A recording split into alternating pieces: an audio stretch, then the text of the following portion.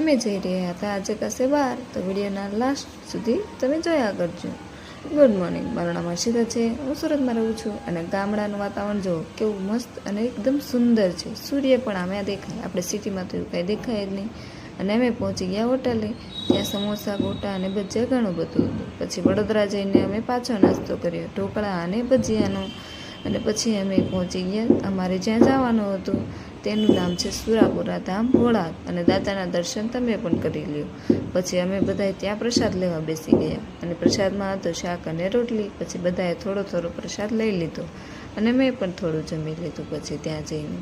અને મારા મમ્મી અને મારા બેન ત્યાં રક્તદાન કરવા ગયા. પછી ત્યાં પાછી વડોદરા અમે પહોંચ્યા, ત્યાં અમે ધાણી લઈ લીધી અને બસ સ્ટેશનમાં ઢોકળા ખાઈ લીધા હતા પાછા.